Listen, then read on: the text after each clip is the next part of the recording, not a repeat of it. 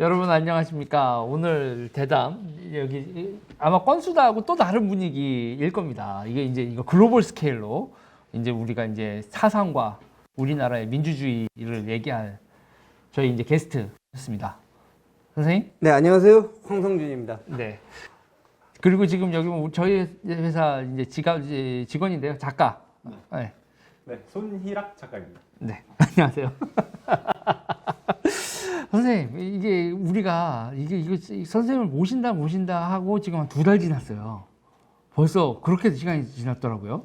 아니, 선생님, 너무 거창하게 말씀하시면 제가 좀 당황스러운데요. 그냥 뭐 약간, 어떻게 보면 약간 특이한 인생 경험을 한 건 있지만, 너무 거창하게 얘기하지 마시고요. 그냥 뭐, 자연스럽게 그냥, 제가 느끼는 거, 뭐 제가 말한 게 뭐 꼭 정답인 것도 아니고, 그냥 제 생각. 그렇죠. 네. 그 다음에 또 생각이 다양한데, 이런 좀 특이한 생각도 있다. 뭐 이렇게 한번 들어주시면 재밌지 않을까 생각합니다. 일명 이제 민경훈 선생님은 일명 NL 뭐 이렇게 우리가 불렀던 뭐 그런 분이고, 황선수 선생님 같은 경우에 이제 직업혁명가, 87년 88년에 대전을 준비했었던 그 직업혁명가로서 이제 저희가 이렇게 이제 아마 여러분 직업혁명가이자 종군 기자이자 진짜 여러분 뭐 대단히 스펙타클한 이력을 가지고 계신 분이다. 그리고 현재는 이제 한국 보수주의 학교 이렇게 하나요? 이게 네, 이름은 이제 요즘에 영어 따는 거 좋아하니까 그냥 K콘 스코어. 거기서 K는 그 K-팝 뭐 이럴 때 K고요. 그냥 콘은 이제 여기 꼭 컨설버티브 보수주의. 그래서 콘에다가 꼭 이 피리어드를 찍어야 됩니다. 안 찍으면은 영어 좀 잘하시는 건 알지만 콘이라는 게 사기라는 뜻이죠. 그래서 K콘 잘못 얘기하면 한국 사기 학교가 아니라 코리아 컨설버티브 학교입니다. 네. 네. 그래서 이제 저는 이제 한국 보수주의 학교 이렇게 했는데 갑자기 또 K콘 돼서 맨 처음에도 이제 선생님 소개받을 때 그래서 그때는 K콘이 아니었는데 근데 이제 K콘 이렇게 돼서 혹시 이제 이게 정책적으로 약간 바뀐 건가요? 아니요, 애초에 이렇게 이름을 줬고요. 네. 너무 무겁게 이름을 지는 것보다도 좀 가볍게 진짜. 예. 그다음에 조금 이제 물론 연세 있으신 분들도 같이 공부해도 좋지만 좀 젊은 분들이 좀 와서 했으면 좋겠다. 그래서 조금 약간 늑닭이 아니다라는 걸 해보려고 조금 이렇게 졌는데요. 우리 딸이 그러더라고요. 아니 아빠 왜 이렇게 촌스러워 이름이? 그래갖고 근데 이미 뭐 명함도 찍어놨고 뭐 그래갖고 바꾸기도 뭐하고 그렇게 왔습니다. 자, 손 작가 20대인데요. 네. 이제 내년이면 30대인데. 자, 이거 준비하면서 지금 이번 준비하면서 이제 책도 읽고 네. 이 대본도 쓰고 했는데 소감이 어때요? 제가 본 거는 이제 보수주의에 대한 시각 자체가 제가 아예 없었다라는 걸 알았고, 그리고 그거에 대한 뭐 교육이나 이런 걸 받아본 지 아예 없던 거를 이제 이걸 보고서 이제 알게 됐어요. 그렇죠. 그러니까 지금 대단히 보수적인 집안에서 컸고. 근데 제가 말을 끊어서 죄송한데요. 네. 우리가 일반적으로 보수적이다라는 것과 네. 보수주의는 좀 구별을 해야 된다라는 그렇죠. 생각합니다. 물론 완벽히 되는 건 아니에요. 네. 근데 예를 들어서 우리가 보통 사람이 실용적이다라는 말하고 네. 어떤 존주의가 얘기하는 실용주의, 프라그마티즘하고가 좀 다른 거거든요. 네. 그래서 우리나라에서 정치 세력으로 보수가 있고 일반적으로 그냥 저가정 보수적이다라는 거하고 우리가 지금 추구하는 이 보수주의, 그러니까 그래서 제가 일부러 영어를 쓴 건 잘난 척하는 것이 아니라 한국에서 보수주의라는 어감과 영어에서 컨서버티브라고 하는 어감이 좀 다를 수가 있어요. 많이 다르죠.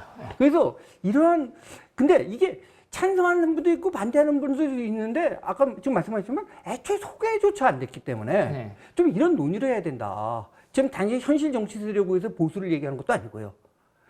그래서 좀 이런 토양이 좀 갖춰져야 된다고 해서 뭐 소수지만 같이 논의하는 그런 데입니다. 네, 그렇죠. 그러니까 우리가 이게 정치적인 언어라든지 이런 근대 사상사 자체가 번역어이고 이거 다 우리말이 없었던 말들. 아까 이제 이게 자유라는 말도 우리한테 없었던 말이라는 건 몰랐죠. 저 오늘 처음 알았어요. 오늘 처음 작가님 알았죠. 오셨고 위원님 오셔서 이제 예. 말씀하시는데 네. 자유라는 말도 저는 이제 자연스럽게 그 말을 배우고 컸으니까 이게 언제부터 뭐 시작됐나 이런 거에 대한 개념 자체도 없었던 거죠. 그게 이제 지금 한국 언어에서 굉장히 혼란스러운 게 뭐냐면은 사실은 그 언어가 우리가 만들어진 게 아니라 서구 언어인데 서구 언어를 갖다가 또 직접 받아들인 경우보다는 많은 거 일본에서 번역을 한 말들이거든요.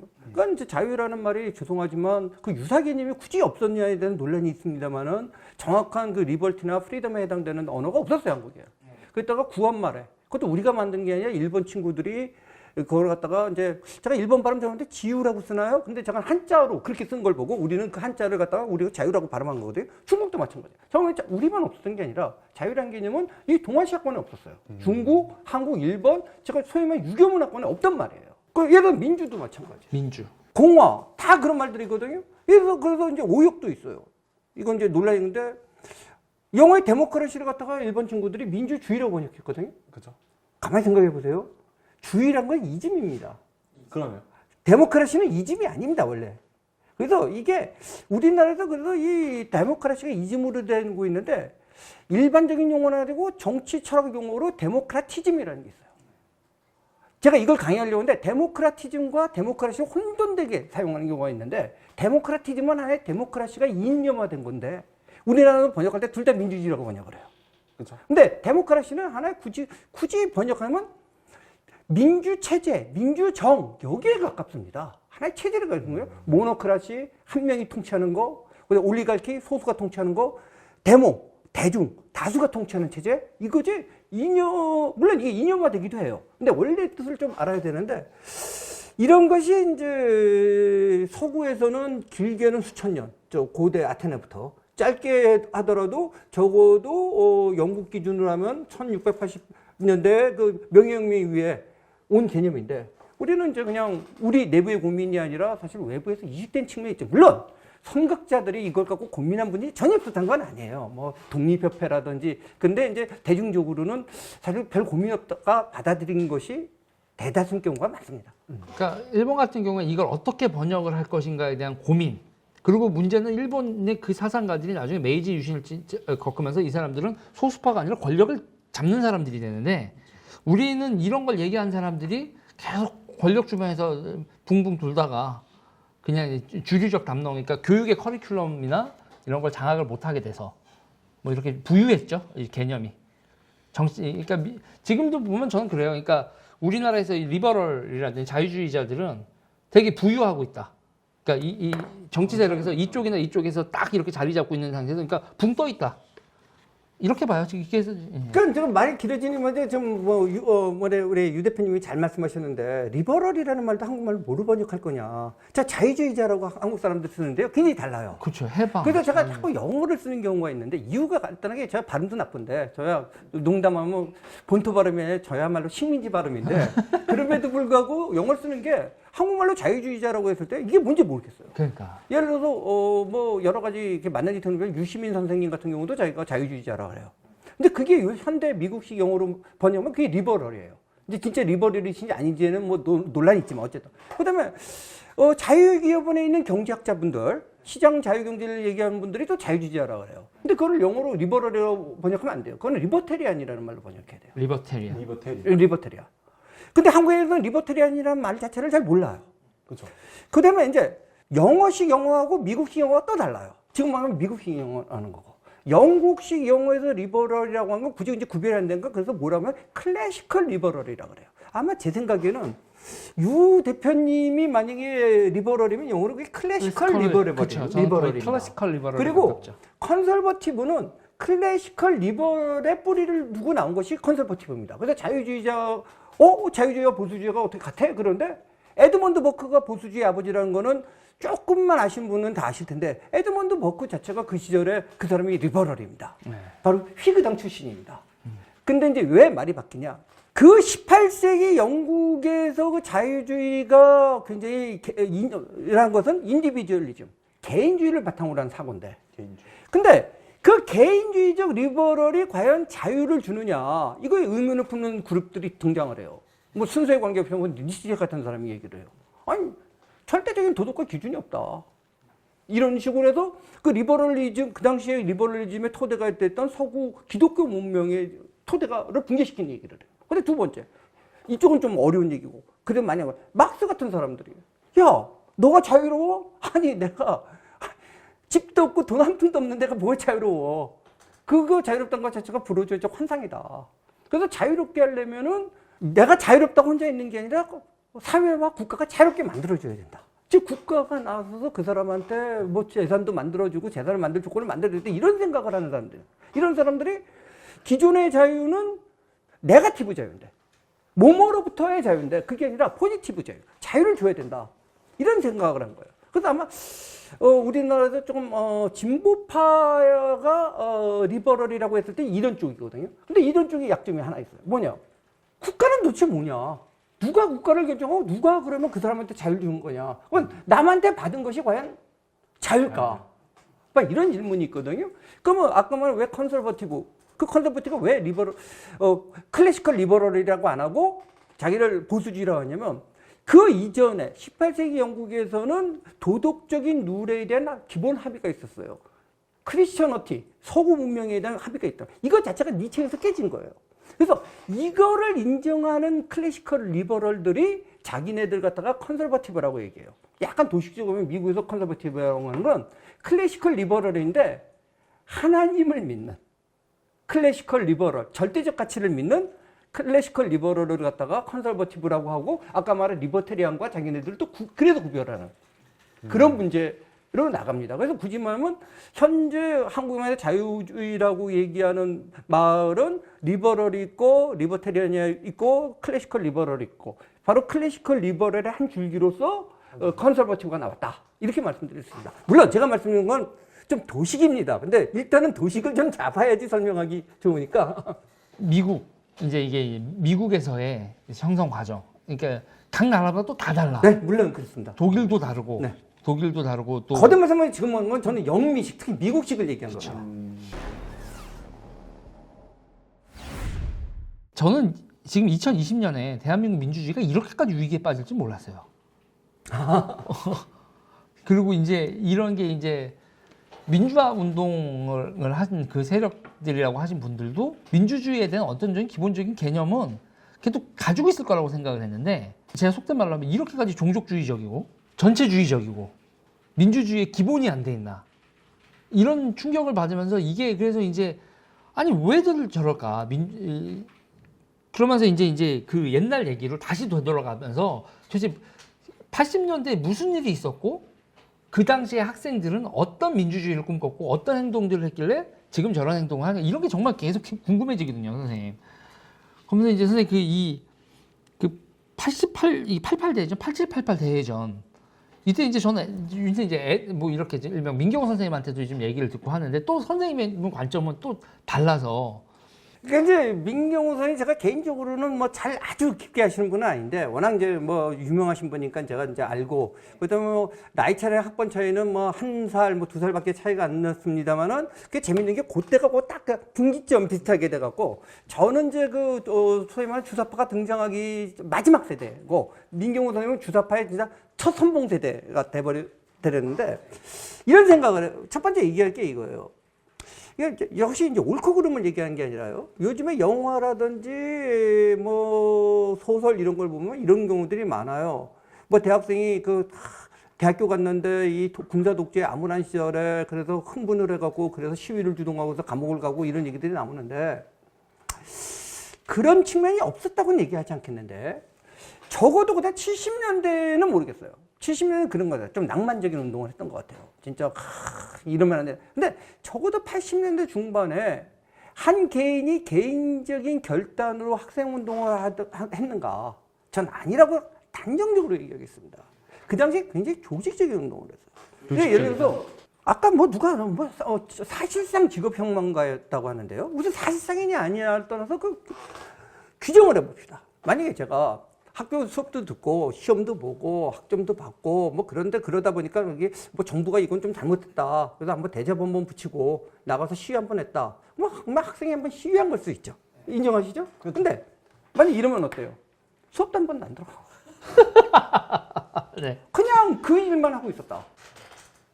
학생의 신분이라고 하지만 사실 내부적으로는 직업혁명가라고 느꼈고 직업혁명가라고 우리들을 생각했어요. 그럼 뭐냐? 조금 설명을 해볼게요. 아까 8788 대회전 진짜 오랜만에 저도 듣는 얘기인데 물론 이제 광주 1980년 광주에 대해서는 다양한 해석들이 있지만 어쨌든 간에 굉장한 비극적인 사건이었죠. 역사적인 사건이고.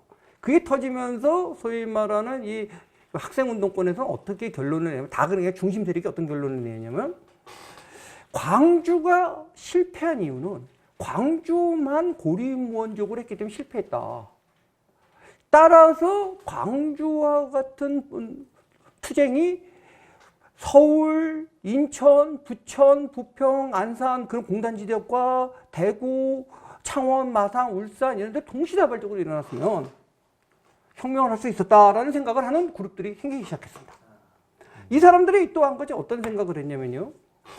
그 당시에 자꾸 사회구성체 논쟁 그런데 그걸 이 사람들이 거창하게 자꾸 이론적으로 멋있게 얘기하니까 이해를 못하는데 제가 심플하게 얘기하겠습니다. CDR이라는 게 있어요. 그러니까 CDR이라는 게 시민민주혁명이에요. 시빌 데모크라틱 레볼루션. 이 사람들이 누구냐면 70년대 낭만파예요. 물론 제가 단순화시키는 거예요. 일단은. 이 사람들은 뭐냐면 사회국 꿈꾸는 사람들이에요. 부자 독재. 그러니까 우리가 일어나서 시위하고 그러면은 뭐 시위부터가 4.19처럼 하겠다. 이 사람들이 70년대 소위 말하는 직접 투쟁론이라서 시위 투쟁하다 많이 잡혀갔어요. 그 다음에 이제 PDR파라는 게 생겨요. 피플즈 데모크라시 레볼루션 파가 있는데, 이건 이제 제가 등장하기 전에 이 사람들은 뭐냐면은 김문수 전 지사 같은 분이 그런 분인데, 주로 모르겠습니다. 제가 서울대 출신인데 서울대 얘기하니까 뭐 잘난 체 하는 걸로 듣지 마시고, 서울대 상대 중심으로 해갖고 레닌주의까지 주로 마크시즘을 공부하면서 기존의 군부 독재에 적용하는 그 시민혁명적 환상으로는 혁명이 안 된다. 혁명의 중심은 이미 노동자 계급으로 가야 된다. 그래서 이 사람들은 현장에 대해서 노동자를 조직해서 혁명을 해야 된다라는 생각을 했는데요. 이 사람들의 또 문제점이 아니라 문제점이라 생각한 건 뭐냐면, 그러려면 준비론적 경향으로 가요. 당장 시위 투쟁을 하는 게 아니라 이들은 뭐냐면 현장에 소위 말하는 제가 그 용어 안 좋아하는데 일반적으로 위장체육이죠. 그래서 노동자를 각성시켜갖고 해야 되는 거고, 학생운동은 별로 중요하지 않나. 시민혁명 운동파는 정말 80년대 되면서 굉장히 거의 사라졌고, 이 PD적인 그러한 생각을 갖는 사람들, 막스주의를 무장한 게 주류가 되어요. 사회가 공부들 하면 사회과 공부하는 그거거든요. 그런데 이때 광주를 보면서 이 준비론적인 경향을 비판하는 grup들이 등장했어요. 그게 자기네들 굳이 구별할 때 NDR이라고. 그게 뭐냐? NDR. 내셔널 데모크라시 레볼루션. 그러니까 민주혁명이라는데, 그렇게 하니까 다 비슷비슷한 이거예요. 간단히 말하면. CDR은 사회국 꿈꾼 거고, PDR은 이제 장기적인 이 사회주의 혁명을 하자는 건데, 장기적으로 해요. 그러니까 그게 아니라 이 두 가지를 결합해야 된다.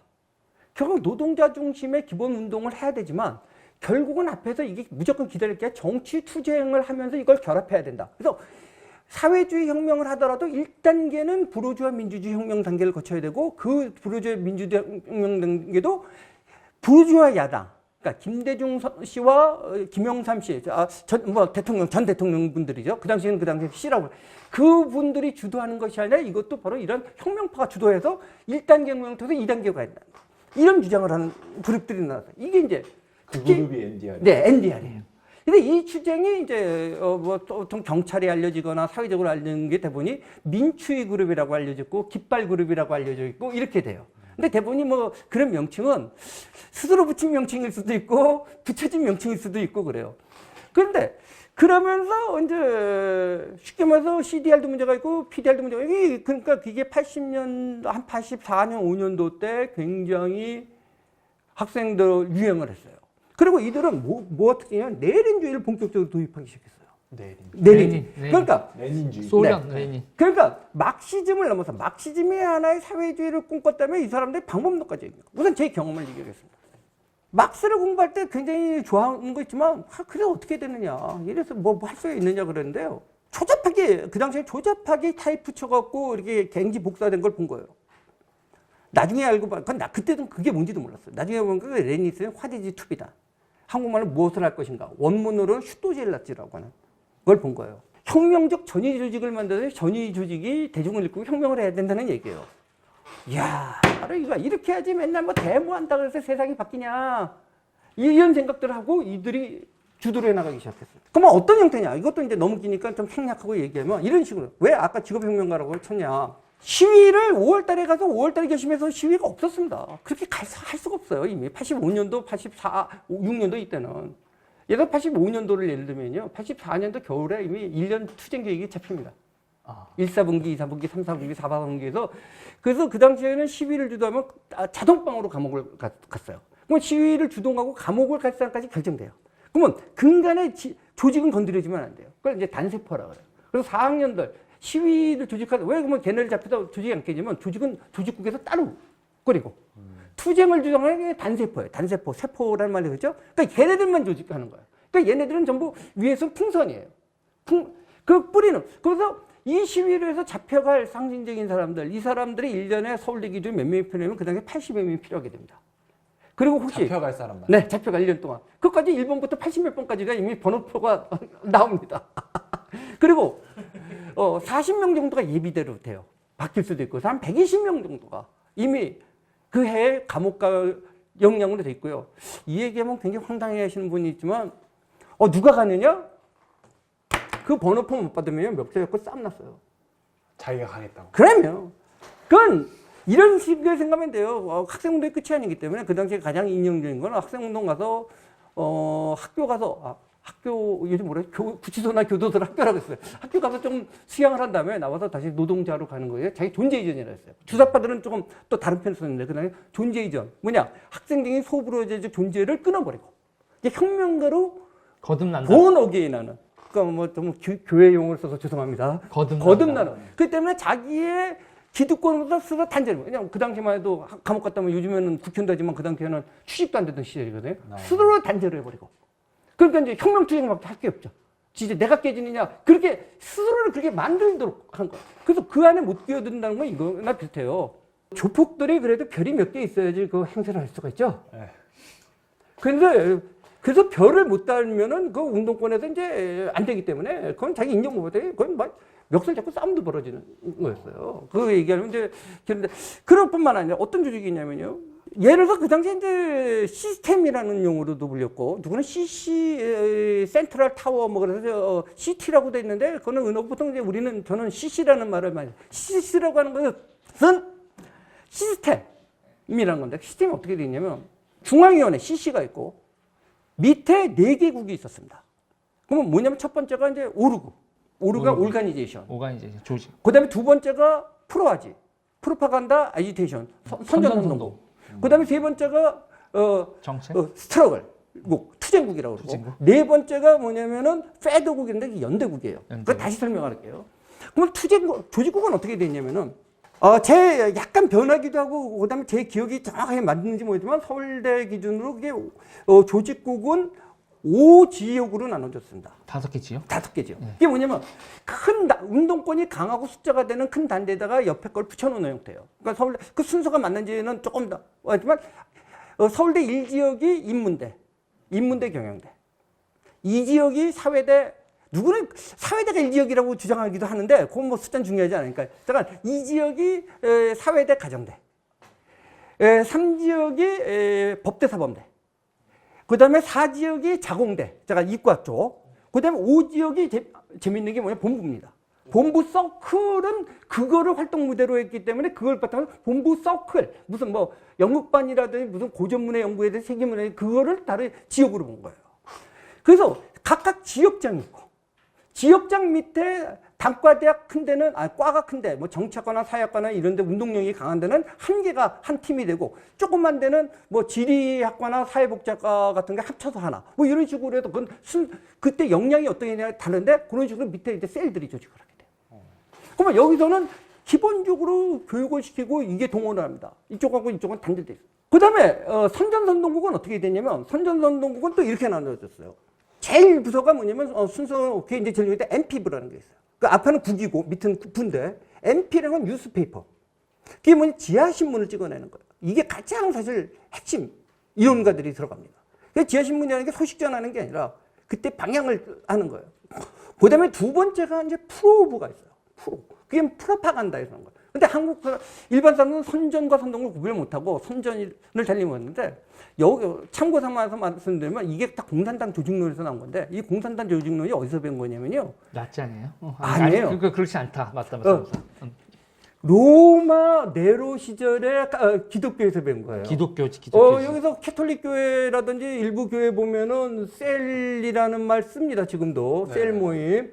바로 그 조직과 똑같은 거. 공산당의 셀이라는 게 거기서 나온 거예요. 세포, 셀, 러시아 말로 야체이카.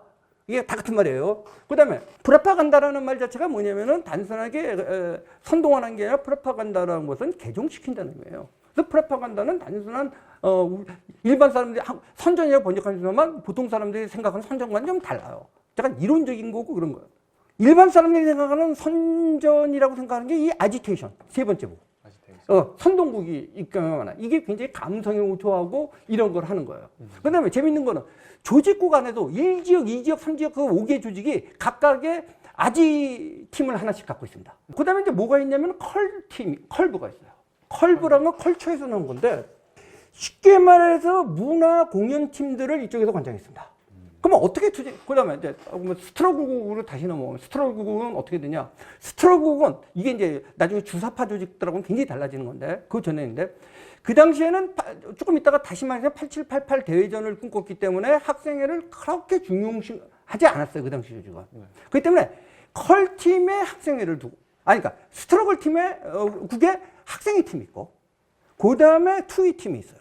그러면 학생회는 그러니까 사내 조직을 갖지 않고 학생회장 같은 상징적을 해서 그냥 시위 대중이나 얼굴 마담들 이거를 거기서 단세포로 관리를 하고 그 다음에 투위국이라서 무슨 뭐 여러분들 들어보셨죠? 뭐 삼민투니 무슨 투쟁위원회가 바로 스트로글 팀에서 관리를 합니다. 그리고 그 팀은 조직국과 달리 하부 대중을 갖지 않고 단세포로 자기네 먼저 합니다. 그러니까 경태는 공화당은 요것만 보이기 때문에 맨날 잡혀간 애들이에요. 그리고 아까 80몇 명은 다 어디서 소속됐냐면 바로 이 스트러글국에 2명 내지 3명, 많은 경우에 4명, 4명은 드물고요. 한 2~3명으로 단세포를 조직해갖고 80명이면 또 세포가 몇 개 되죠? 30개, 40개. 30개 정도 되죠. 32여 개 세포로 20번대로 가고 있다가 15번 투입, 17, 18번 투입, 뭐 이렇게 투입돼서 전사하는 역할을 하는 거예요.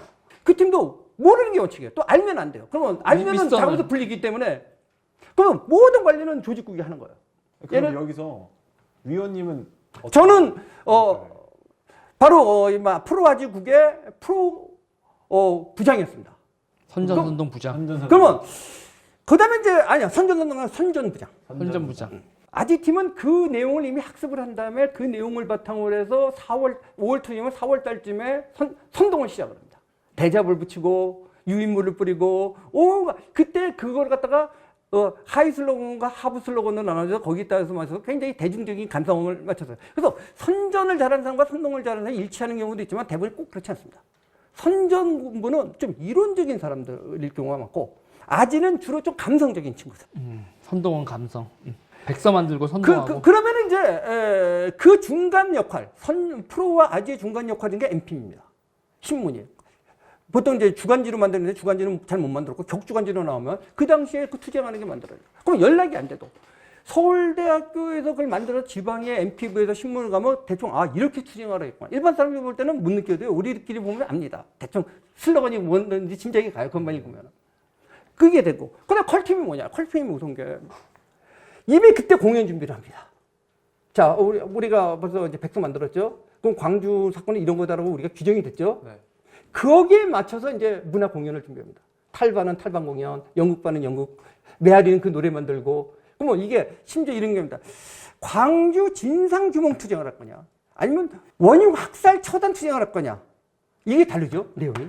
같아 보이죠? 아니에요. 그러니까 예를 들어서 특히 보수우파 어른들 보면은 슬로건을 어떻게 만들어지는지 이해 못 하는데요. 그거 굉장히 다른 겁니다. 하나는 진상 규명하는 거하고 거기에만 문화팀들이 만들어져요. 그럼 문화팀 같은 경우가 5월 축제 같은 것도 예를 들어서 아까 말한 탈반이 따로 노는 것 같은데 거기에다 세포가 있는 거고 그럼 거기 통원들이 다 거기란 건 아니에요. 세포 하나 있으면 되죠. 간부들이 거기서 이런 거 만들자고 해서 거기 만들어가고 그걸 만들어줘. 아까 왜 직업혁명가 얘기해요. 다시 제 얘기로 들어보세요. 제 일과를 얘기하겠습니다. 이미 3학년 말 정도 되면 저 학교를 가진 않았어요. 또 이제 조직국 애들은 이제 학교를 주로 가야 되지만 우리는 꼭 학교 갈 이유가 있기 때문에 저는 을지로에 있는 인쇄소를 갔습니다. 인쇄소가 우리를 경영했어요. 지하 인쇄소예요.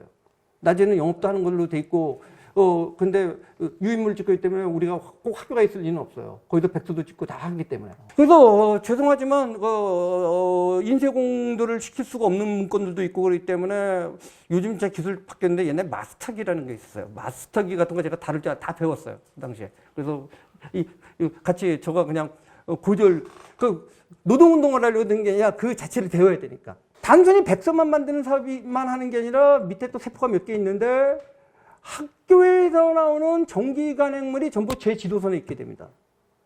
이게 충격적인 얘기하면요. 서울대학교 학보가 나오잖아요. 아마 학보사 교수는 자기가 마음대로 만드는 줄 아는데요.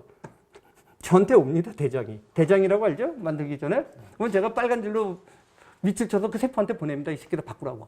그 다음에 무슨 인문대 평론지 이렇게 그런 것들 나오잖아요. 앞에는 좀 자유로운지 몰라요. 그때는 우리가 검열했어요. 그 다음에 요번에 주제는 이걸로 하라고 지시 내렸어요. 물론 100% 안 되는 경우도 있어요. 힘의 관계 때문에. 그러면 학보사 싸우면요. 세포한테 지시돼요.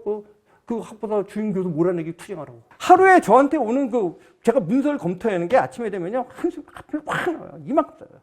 저만 그런 게 아니라 그 당시에 적어도 9급에 되는 간부면은 하루에 잠 6시간 잔 놈 없을걸? 죄송합니다. 꼭 노무의 연까지 합쳐서요. 제가 말하고 연놈이 6시간 잘 수가 없을걸, 구조가? 진짜 바쁩니다. 조직 관리, 밑에 세포 조직 관리해야지, 사상교육 시켜야지, 그거 관리해야지, 하여튼, 학교 가서 수업 듣고, 그건 자비풀감이에요. 일 바빠 죽겠는데. 그러니까 지금, 우리 뭐라고 생각하냐? 나 학생이 아니라 학생의 신분을 갖고 있는 직업혁명가인 거죠. 그러면 그게 어느 정도 되냐? 역시 다른 학교는 모르겠는데 서울대학교 같은 경우에 한 학번에 그 직업혁명가로 분류된 게 한 200명 됐다. 그러니까 1, 2학년 얘기하는 게 아니라 그렇죠. 제가 말한 건 한 4학년 돼서 나는 이제 다 아까 말한 감옥 시험하고 학교 내 직업이 그거 한 200명 됐다. 근데 이거는 이제 정확하지 않을 수 있어요. 근데 소위 말해서 4대 메이저 캠퍼스라는 게 있었는데 그게 꼭 이제 명문대 순서는 아니에요. 그게 뭐냐면 그 정도 이런 시스템을 갖출 수 있는 거를 갖다가 메이저 캠이라고 했어요. 근데 그 메이저 캠이 어디 있냐면 남부에는 서울대였고 바로 이제 북부에 성균관대, 동부에 고대, 서부에 연대가 그랬어요. 그리고 나머지 마이너 캠은 이 정도의 그 4개국으로 해서 유기적으로 굴려 정도는 좀 안 됐어요. 죄송하지만. 외대가 뒤에 가서 좀 비슷하게 갔은 걸로 제가 들었어요. 근데 한양대하고. 그래서 4개 지역으로 하니까 이게 또 무슨 일을 하냐면은 그 학교가 중심이 돼서 다른 학교 마이너 캠들을 지도했어요. 그러니까 예를 들어서 연대가 이대, 서강대 이쪽을 지도하고 고대가 하고 동청년, 이런 식으로 한 거예요. 바로 이제 그렇기 때문에 제가 말씀드린 거 옳고 그름을 떠나서 아니라 그러니까 이제 일반 학생들은 모르겠지만 적어도 이 시스템에 편입돼서 있었던 사람들이 볼 때는 굉장히 조직적이고 그다음에 지휘 명령 조직이었다. 왜 그랬냐면 이 사람도 어떻게 생각했냐면 특히 아까 말한 8788 대의전이 되면 우리는 혁명을 해야 된다라고 생각합니다. 그래서 이런 착각도 있어요. 운동권 가면 술 잘 먹고 잘 논다. 조직국에서 세포장 밑에 급들은 그런 경우가 많아요. 권유하고 후배들하고 사교육을 해야 되니까. 근데요, 선전선동은 우리 같은 경우는 심지어는 부원 수준, 간부 수준만 돼도 부장이나 그 밑에 간부면서 술 먹고는 우린 문책감이었어요. 바빠 죽겠는데 잠을 좀 4-5시간 자고 일해야 되는지 자식들이. 그러니까 금주에 대한 도덕적인 관점이 아니라 실무 차원에서. 물리적으로. 그게 무슨 술 한 번 먹으면 어떻게 4시간 자고 버텨요. 그다음에 담배도 가급적 끊으라고 하는. 왜냐 건강을 위해서. 왜 건강을 위해서? 혁명을 위해서. 너의 몸은 너의 게 아니라 혁명의 건데 혁명 투쟁할 동안에 그 허약한 몸을 어떻게 싸우냐 이런 식이 있었다는 점. 술 먹고 막 담배 피우고 뻑뻑하고 이랬던 사람들은 운동에서 족밥이었네. 아니요, 저학년 3학년 때까지 그랬었죠. 3학년 제가 이제 3학년 말에서 4학년으로 올라가면은 소위 말하는 그 당시에 그 용어가 좀 거칠고 그래서 사람마다 쓰는 용어가 다른데 저가 있을 때는 여왕봉 교육이라는 말을 썼는데 여왕봉 교육을 받아요. 그러면 그때는 뭐요? 여왕봉 교육이라고. 그게 뭐예요? 항봉이요? 여왕봉 있잖아요. 꿀벌 보면은 여왕봉. 요게 하나 떨어져도 계약만 해서 벌집 하나 만드는 거 있잖아요. 그러면 이게 이제 용어마다 조금 조직마다 다르고 시대마다 조금 달라요. 잠깐 근거는 뭐냐면 간부교육이에요. 왜 운동을 해야 되냐 해서 사상교육 시킨 데가 아니에요. 이거는 다 결정된 애들이고 how to win. 어떻게 싸울 거냐. 전술, 전략. 그러니까 소위 말해 약술론이라고 했어요. 약술론이면 알 거예요. 약술론은 조직국 간부들도 괜히 조금 가르치는데 전략전술론이에요. 그래서 전략 전술을 배우고 심지어는 이제 거기서 하면은 뭐냐면 조직론, 약술론, 그다음에 선전선동론, 그다음에 이제 기능적인 것들, 정관 은폐술.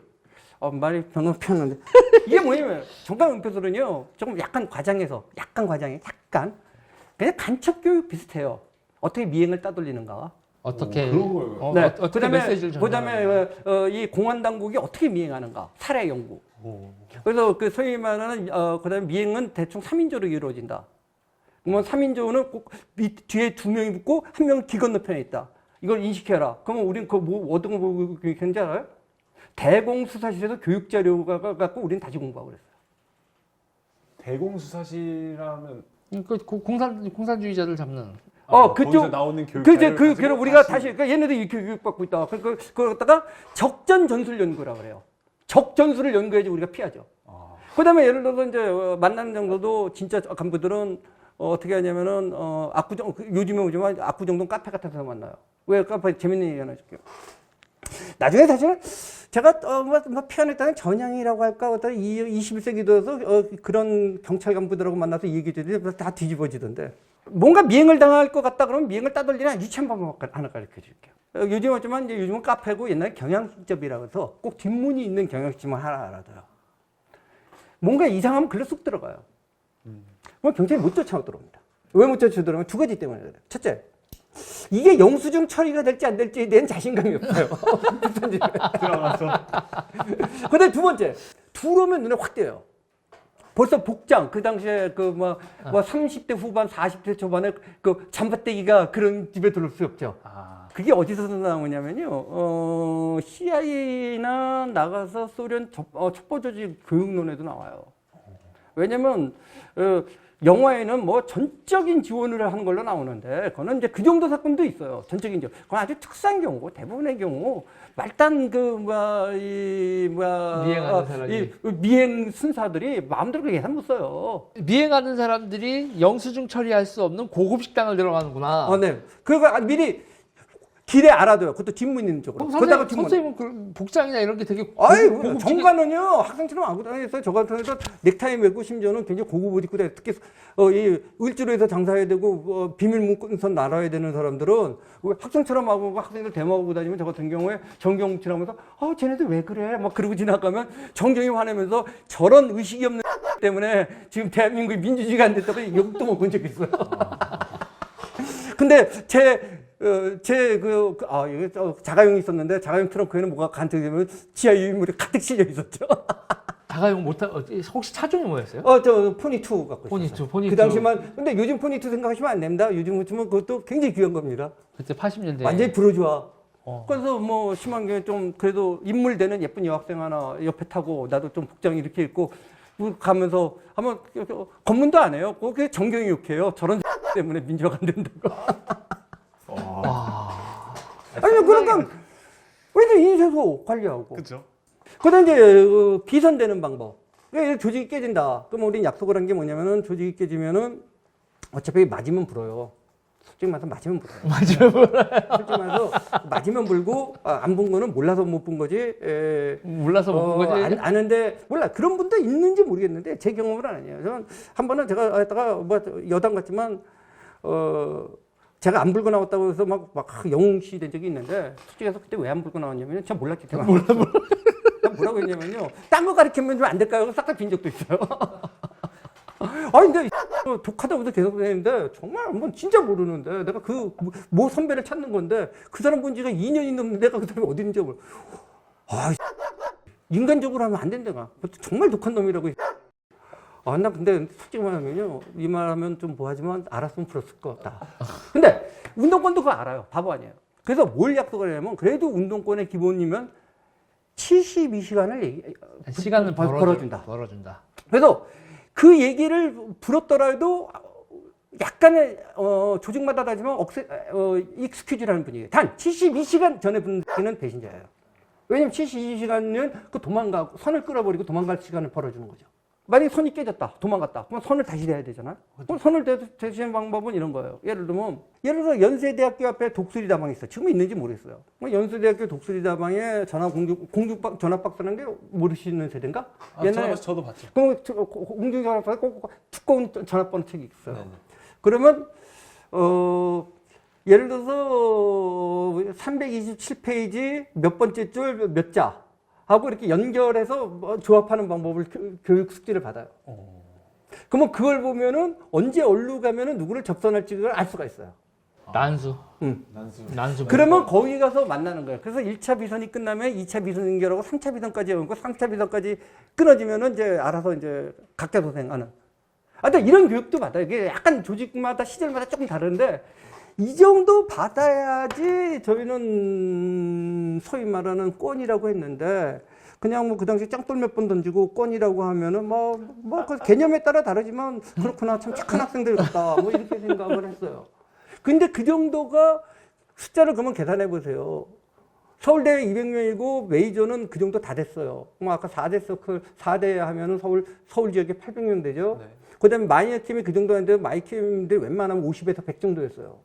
그러면 한 지역, 그 4개 지역을 나눌 때 그 지역 메이저 팀 200에다가 마이너 팀만 4개면은 4에다가 50 곱하면 다시 200 되죠. 그러면 400이죠. 그러면 서울 시내 1600이죠. 서울 중은 경기권은 서울만큼 됐어요. 그다음에 광주권이 서울권하고 경기권하고 광주권이 그 정도 숫자가 됐어요. 충청도 같은 건 좀 약하고 강원도 약하고. 그러면 숫자가 어떻게 나오냐면요. 5,000명이 아니라 우리가 보통 8,000 정도 얘기를 했는데 정확하게 누가 쉬어본 적 없고 그냥 얼추 있는데 그러면 해마다 그 정도 훈련받은 직업혁명가가 6,000에서 8,000 정도가 대학가에서 나왔던 거예요. 그럼 10년이에요, 최소. 그러면 6만 정도가 있다는 거예요. 제가 쉬어본 건 아니에요. 그냥 역산해 본 거예요. 저는 이제 제가 정확하게 사람까지 알 수 있는 건 제가 관할한 프로부는 정확하게 아는데 딴 데로 가면 저도 사실은 모르는 거죠. 정확하게 모르죠. 그걸 알면 안 돼. 그다음에 알면 안 된다는 강박관념이 굉장히 강했어요. 왠지 알아요? 쓸데없는 걸 알면요. 맞으면 불어. 맞으면 불어. 그래서 나랑 관련되지 않은 건 모른다. 특히 몰라야 되는 게 이론은 괜찮은데 인명에 관한 건 절대 모른다. 그러니까 제가 얘기한 거 본론으로 돌아가면 85년도 정도는 어마어마하게 조직적이었고 시스템으로 움직였다. 그지 누가 뭐 개인적인 결단으로 움직이는 그래서 술 한잔 먹고 이 돈사롭게 미워 이건 아니었다. 이건 말씀드릴 수 있어요. 그러니까 88년 정도를 이제 그 정권 교체기, 권력 교체기 그리고 우리나라의 그 당시에 중화공업이다 이렇게 막 대규모 투자돼 있었던 게 이제 다 실패가 돼서 한국 자본주의가 몰락할 것이다. 이런 전망을 하고 혁명 준비를 하신 거 아니에요? 그러니까 이제 다는 아닌데요. 다는 아니고 이제 그것도 이제 싸움이 붙어요. 그다음에 유의도 보냈는데 그러면 그 시스템이 또 순조롭냐 그렇잖아. 인간이 사는. 그다음에 이제 자꾸 학생운동 얘기할 때 제가 좋은 재밌는 다른 시각을 하나 얘기했는데 그 시각이 틀렸다는 게 아니라 보충이 돼요. 자꾸 NLPDR 그래갖고 사회구성체가 어떻고 이래서 논쟁 삼았는데요. 막 그런 측면이 있어요. 없는 게. 조직 갈등이라는 걸 생각 안 하는 거예요. 예를 들어서 이런 거 있죠. 저는 그 당시에 조직을 보면 미안하지만 그 사람이 뭘 주장했느냐에 앞서서 그 사람이 어느 패밀리 출신이냐를 보는 경우가 많아요. 패밀리라는 얘기하면 또 길어지는데 그 지하 서클을 얘기해요. 거기에 따라서 인맥이 형성되고 그걸 패밀리라고 불렀어요. 그러니까 가족이에요. 그러니까 마피아죠.